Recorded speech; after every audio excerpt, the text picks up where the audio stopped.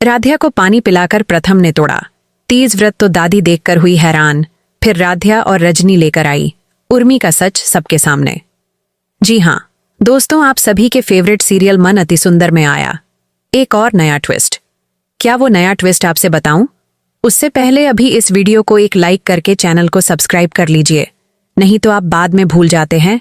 कहानी में आप देखेंगे कि उर्मी जब राध्या के जैसे तीज व्रत रख लेती है और उससे रहा नहीं जाता है, तभी वह किचन में छिपकर चोरी से कुछ खा के अपना व्रत तोड़ लेती है।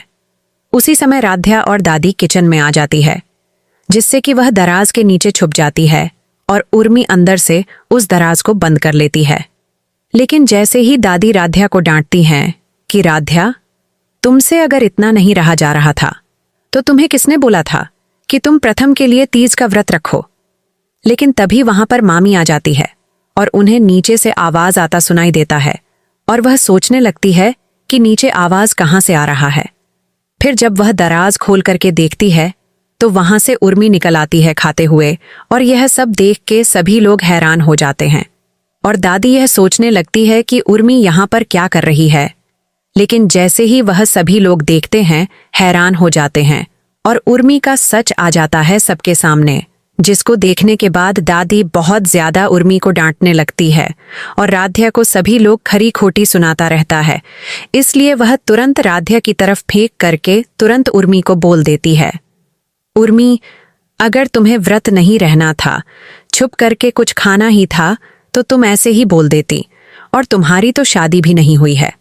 हालांकि वहां से उर्मी तुरंत चली जाती है और बाकी मित्तल परिवार के सभी लोग भी वहां से चले जाते हैं।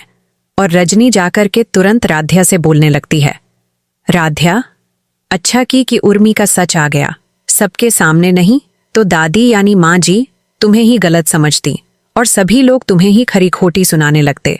और वहीं दूसरी तरफ दादी भी यह पूरे तरीके से ठान चुकी हैं कि राध्या का व्रत किसी भी तरीके से, चाहे कुछ भी हो जाए, तुड़वाना है और उसे इस तीज का व्रत को बिल्कुल भी नहीं रखना है। और वहीं दूसरी तरफ राध्या चाहती है कि उसके पति यानी प्रथम आकर के उसका व्रत खुलवाए। और वहीं दूसरी तरफ जब प्रथम आ जाता है मित्तल परिवार में, तभी रजनी जाकर के प्रथम को समझाने की कोशिश करती है और बोलने लगती है, प्रथम, देखो राध्या ने तुम्हारे लिए व्रत रखा हुआ है और यह तुम्हारा कर्तव्य बनता है कि तुम जाकर के उसका व्रत को खुलवाओ। यह सुनने के बाद प्रथम बोलने लगता है, माँ जी, मैं समझ सकता हूँ कि आप लोगों ने मेरी शादी मेरे बिना चाहे हुए राध्या से करा दी, लेकिन अब मैं राध्या को बिल्कुल और कभी भी नहीं अपना सकता हूँ। अगर राध्या चाहे भी तो मेरे दिल में जगह नहीं बना सकती है, इसलिए अब मुझे उससे दूर ही रहने दीजिए, चाहे कुछ भी हो जाए। हालांकि वहीं दूसरी तरफ प्रथम राध्या की बातों को मानने से मना कर देता है और राध्या भी जाकर के प्रथम को मनाने की कोशिश करती है। लेकिन वहीं दूसरी तरफ दादी भी यह ठान चुकी होती है, इसीलिए दादी खुद प्रथम का साइड लेकर के अब वह यह बिल्कुल भी नहीं चाहती हैं कि प्रथम जाकर के राध्या का व्रत खुलवाए और राध्या से प्यार करे। इसलिए दादी थोड़ा बढ़ा चढ़ा देती हैं प्रथम को और राध्या से दूर रहने के लिए बोलने लगती हैं।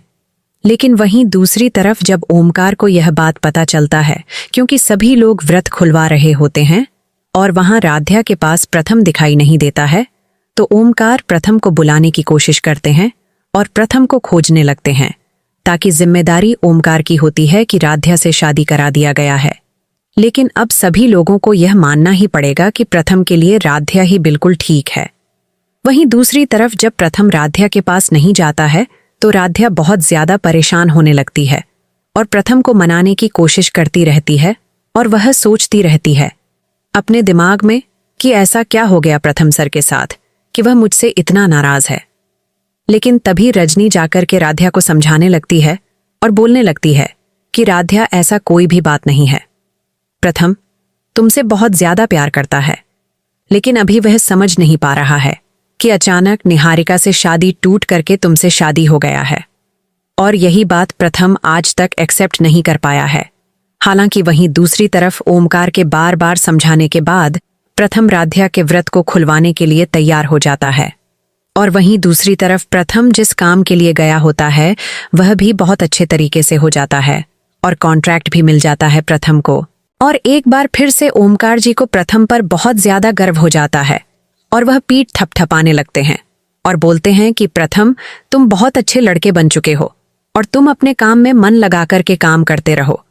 और जब से राध्या मित्तल परिवार ने में कदम रखा है तभी से सब कुछ ठीक होता चला जा रहा है और बहुत ही चीजों में बदलाव आ चुका है और सब कुछ ठीक ठीक हो गया है। राध्या के मित्तल परिवार में आ जाने से दोस्तों अब मैं YouTube से कहना यानी बताना चाहता हूं कि मैं कोई AI नहीं हूं, मैं एक ह्यूमन हूं यानी इंसान हूं, एक रियल इंसान हूं। आप सभी का बहुत बहुत धन्यवाद।